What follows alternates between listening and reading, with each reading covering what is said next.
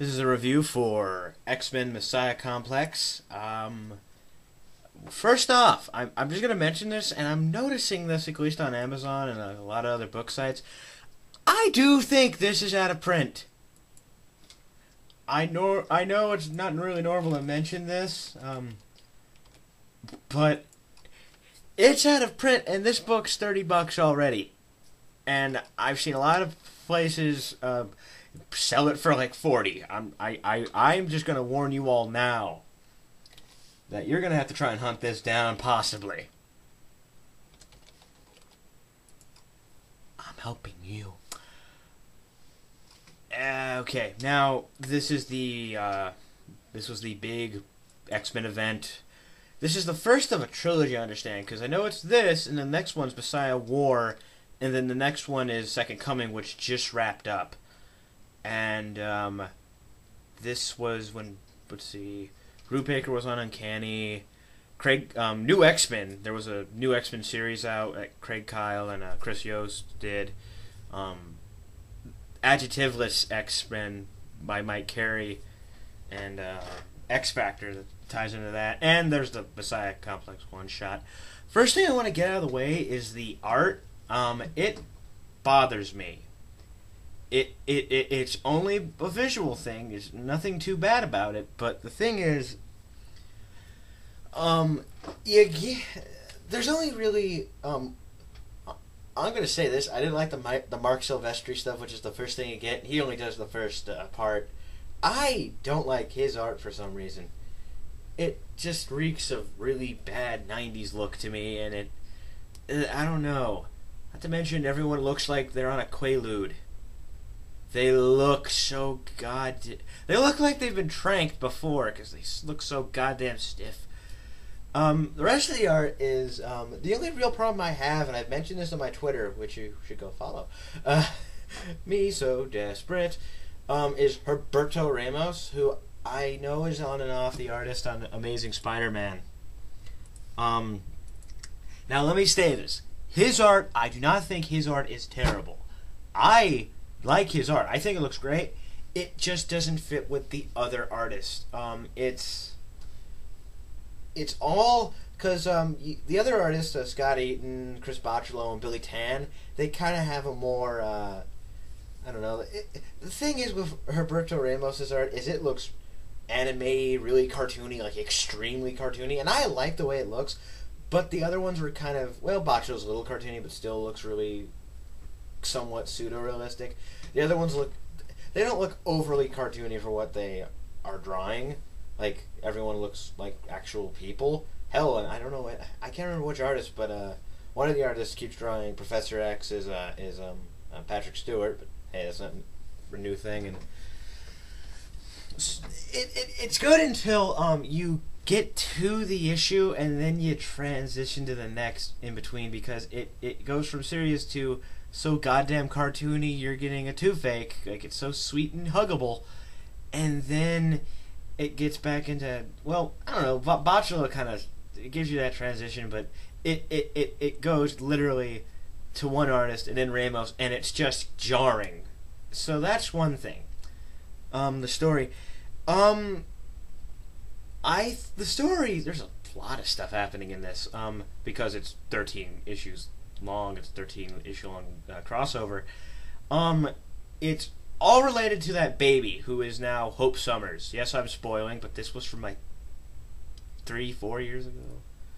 Well, let's see, was it '07?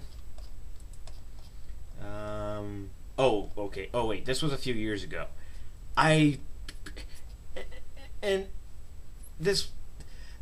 And all the X-Books kind of take place after this, and I have not read anything. That's not right. I own Divided We Stand, which I bought recently, which I should do a video on.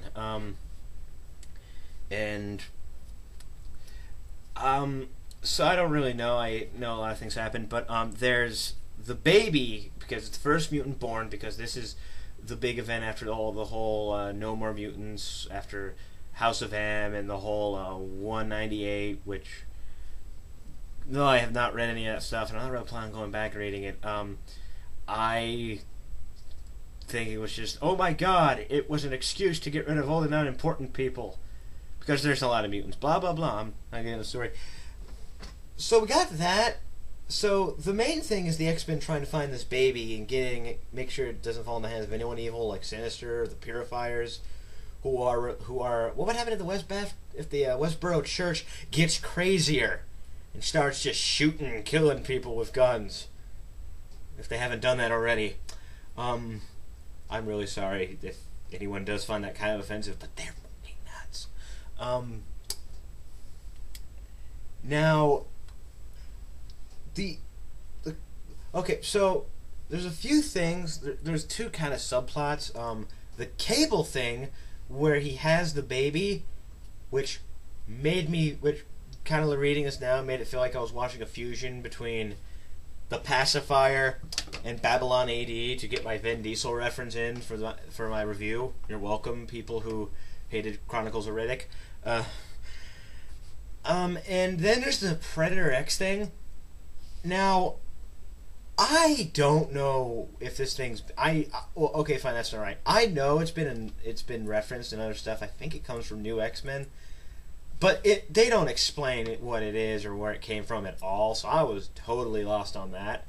I didn't feel entirely out of the loop what was going on. They kind of clear up a lot of stuff already, but that came out of nowhere, and I don't want to say it pissed me off, but it honestly did it just annoyed me. Like, you let it go because the Predator X thing's not really important by the end because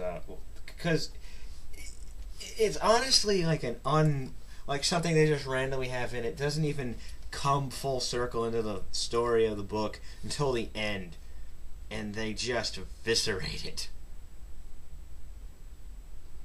Which, again, I don't know.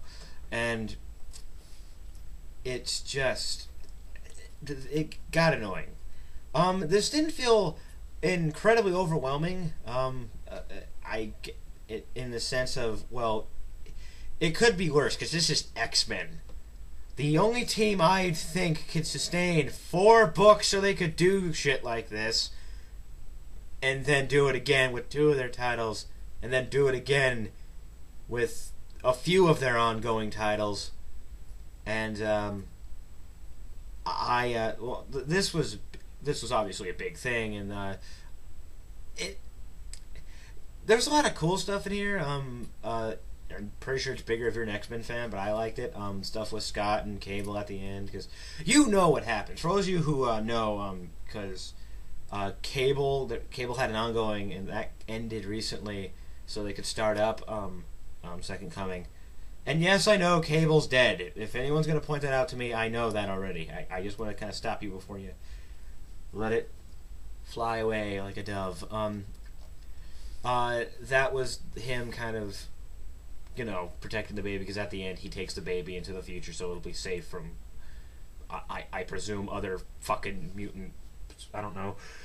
It'll be safe from global warming? I have no clue. Another thing I liked was there's this story where one of Jamie Madrox's clones goes in, and a mutant girl comes with him who has the power to hide her mutant gene. I don't know if she has anything else, but I know she can do that.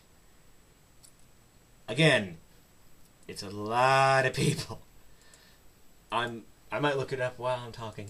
No, because I multitask. I liked it because it, first of all, more and more as it goes on, because he's kind of getting wrestled in with her, and they go into, well, the plan is just to send a Madrox clone into the future, but she goes with him, and she well, yeah, you kind of know what happened, right? Her name's Layla Miller. If you don't know who she is now, that should be a hint on what happened to her. I don't want to spoil too much because I know people kind of get sick of that. I liked the art was only a problem on it really messes up the tone. I really do think they should have got some other artist. And as far as I know, this artist wasn't a regular interior artist, so I don't know why he started now.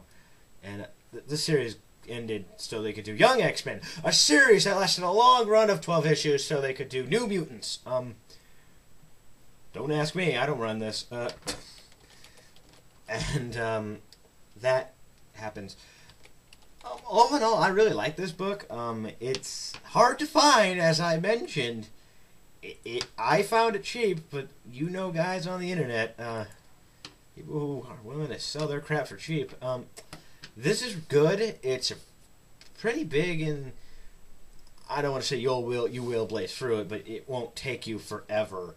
I know some people are really afraid it'll be a really long ass book.